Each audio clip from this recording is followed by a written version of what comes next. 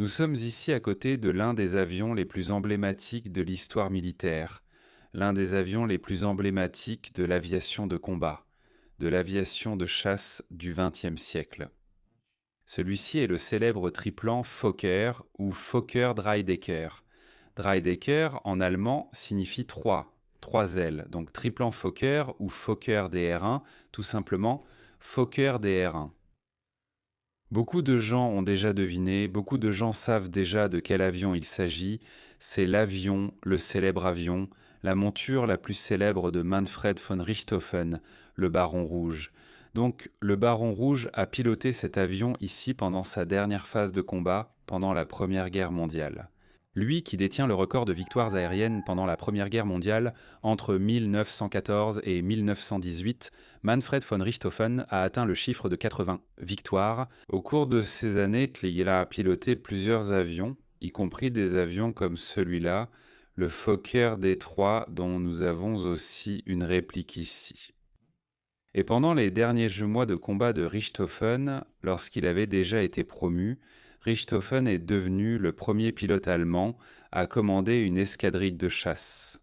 Il a commandé le Jagdgeschwader 1 ou première escadrille de chasse, qui était une organisation pionnière regroupant sous son commandement plusieurs escadrons de chasse. Les Jasta, écrit Jasta, est une contraction de Jagdstaffel, littéralement escadron de chasse. Ainsi, plusieurs escadrons de chasse ont été réunis sous le commandement d'une seule escadrille. Pour la première fois, sous le commandement du Baron Rouge, qui comptait déjà plus de 50 victoires à cette époque, n'est-ce pas? L'histoire de cet avion ici est assez curieuse parce que le Fokker Dreidecker, n'est-ce pas, le Fokker triplan, son inspiration vient d'un avion anglais, le triplan Sopwith, qui est entré en combat sur le front occidental en février 1917. Le Sopwith Triplan. Il a vraiment eu un impact sur la ligne de front, n'est-ce pas? Et les premiers modèles qui ont été abattus ont inquiété les autorités allemandes. L'un de ces modèles, d'ailleurs, a été capturé presque intact lorsqu'un pilote britannique a effectué un atterrissage forcé près des lignes allemandes.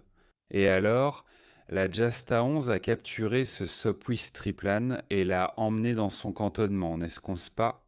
Dans ce cantonnement, alors, ce triplan, il a reçu la visite d'un ingénieur appelé Anthony Fokker, le gars qui fabriquait tous ces avions, pour la Luftstreitkräfte, n'est-ce pas, qui était la force aérienne de l'armée, le service aérien de l'armée allemande. Alors, une fois qu'Anthony Fokker a vu le premier triplan Sopwith, il a demandé à son ingénieur en chef chez Fokker de concevoir un avion triplan, sans donner aucun autre détail sur le Sopwith. Pour cet ingénieur, donc, jusqu'au mois de mai 1917, n'est-ce pas, cet ingénieur a alors présenté les plans.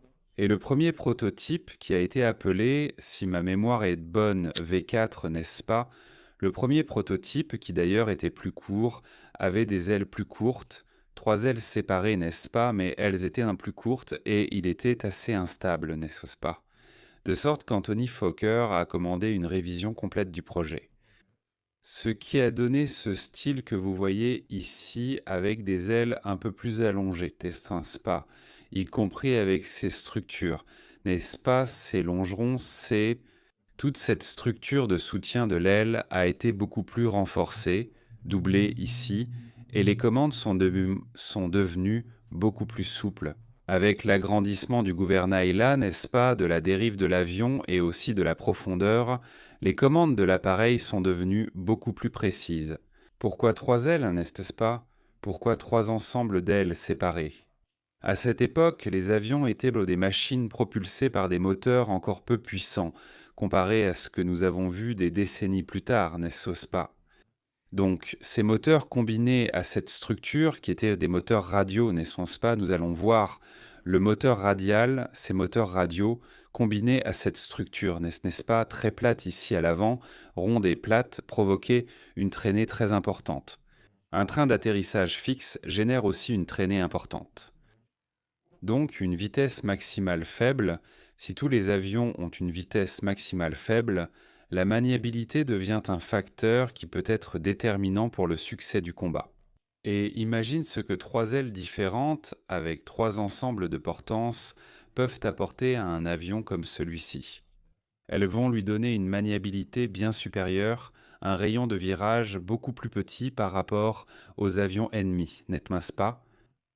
Et tu sais qui a été le premier pilote à faire voler le Fokker DR-1, qui d'ailleurs ne s'appelait même pas encore DR-1 à l'époque? C'était à l'été 1917 qui a été le premier pilote à le faire voler. Le deuxième prototype de cet avion ici, qui a été appelé 102/17, c'était Manfred von Richthofen. Et avec le deuxième prototype de cet avion ici, Richthofen, il a abattu deux avions ennemis.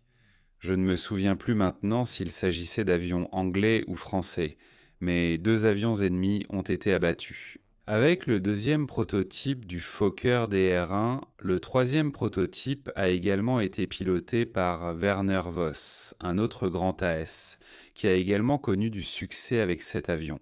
Et là, rapidement, l'inspection de l'aviation de chasse, n'est-ce pas, a alors commandé la production d'environ 120 exemplaires de ce modèle-ci, n'est-ce pas? Alors, 120 exemplaires ont commencé à sortir des lignes de production de Fokker là-bas, vers septembre ou octobre 1917. Cet avion était équipé de deux mitrailleuses MG8 Maschinengewehr 8 Spandau. Donc ces deux mitrailleuses tiraient de façon synchronisée à travers l'hélice, n'est-ce pas? Le synchronisateur, j'ai déjà expliqué dans d'autres vidéos ici, il s'agissait d'une sorte de dispositif qui avait un interrupteur, n'est-ce pas? Il tournait avec l'axe de l'hélice et il y avait un interrupteur au moment où l'hélice passait devant l'une des deux mitrailleuses. Alors cet interrupteur faisait en sorte que l'arme se taisait momentanément, empêchant ainsi les projectiles de toucher directement les pales. D'accord?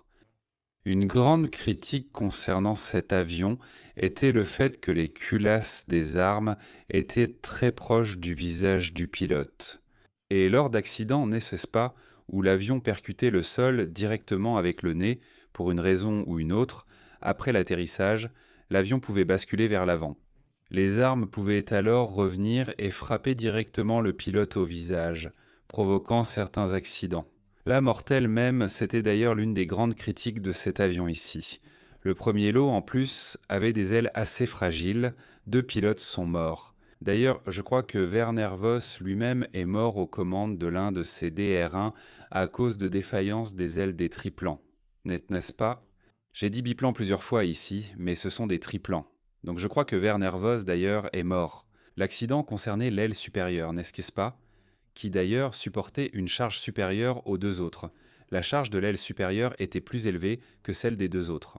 Anthony Fokker lui-même.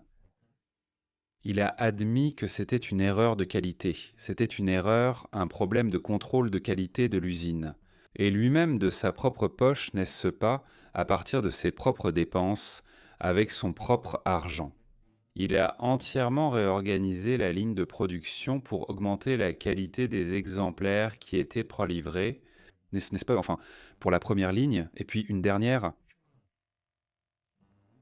augmentation de la commande, ajoutant 200 exemplaires de plus, n'est-ce pas, pour un total de 320 exemplaires. Donc, elle a été réalisée à la fin de 1917, de sorte qu'en 1918 environ, 11 escadrons de chasse étaient entièrement occupés. Désolé, ils étaient entièrement équipés du Fokker DR, n'est-ce pas? Et alors, en avril 1918, se produit l'événement le plus célèbre qui marque, n'est-ce pas, l'action du DR-1 sur la ligne de front, qui est justement le dernier combat de Manfred von Richthofen, le Baron Rouge. Il porte ce nom car il peignait tous ses avions en rouge, étant le seul pilote allemand à le faire pour attirer l'attention des ennemis. Pour lui, dans les airs, n'est-ce pas? Et il est donc allé défendre Wolfram von Richthofen, son cousin, qui venait de devenir pilote de chasse, contre un pilote canadien appelé Wilfred May. Il a alors été défendu à son tour par un autre pilote appelé Roy Brown, qui a plongé derrière Richthofen le 20 avril vers 11 h du matin. Et Richthofen, alors il a effectué un vol assez plat, près du sol où une force australienne gardait la ligne de front. Des soldats australiens, en particulier un soldat appelé Cedric Popkin, ont alors tiré vers le haut pour pouvoir toucher l'avion de Richthofen. Et Cedric Popkin a donc touché mortellement Richthofen de bas en haut, causant même des dégâts à son cœur, et Richthofen a réussi à effectuer un atterrissage forcé et est mort dans la cabine de son avion, le 20 avril 1918.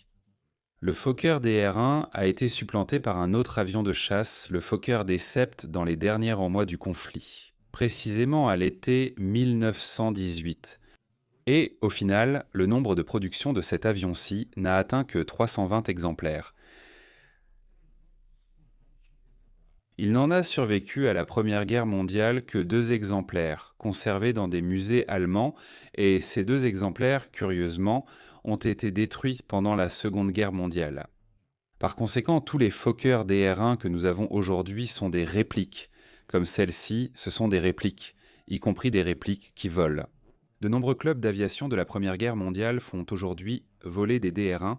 Nous avons énormément d'informations en vol lors des meetings aériens en Angleterre. On voit plusieurs DR-1 voler ensemble, c'est vraiment un spectacle fantastique, mais malheureusement, ce sont tous des répliques. Très peu de pièces de DR-1 sont conservées dans les musées aujourd'hui. Certaines parties, dont y compris l'empennage du Fokker de Richthofen, y sont préservées. Au musée de l'aéronautique de Paris, le musée du Bourget, nous l'avons déjà vu là-bas, donc c'est un témoignage de l'histoire que nous voyons ici. Cet avion est vraiment emblématique. Il a marqué l'imagination de tant de personnes. D'ailleurs, il y a la représentation emblématique du DR-1 dans le dessin animé de Snoopy, où Snoopy rêve de combattre le Baron Rouge. Et aujourd'hui, on a une très belle réplique ici au Brésil, ici au hangar 33 à Blumno, que tu devrais d'ailleurs suivre sur leurs réseaux sociaux. Avec plusieurs autres avions ici, regarde là-bas 2 Antonov. Il y a la réplique de l'Albatros D3. Là-bas, on a un T6, un North American T6 d'ailleurs du colonel Braga, aux couleurs de l'ancienne Esquadrilha da Fumaça. Donc, il y a beaucoup d'avions très intéressants ici au hangar 33. Alors, si cette vidéo vous a plu, partagez-la avec vos amis. Cliquez aussi et laissez-nous un pouce bleu. N'oubliez pas de vous abonner à la salle de guerre pour ne rien manquer. Je m'arrête ici. Merci pour votre écoute et une grande accolade de la salle de guerre.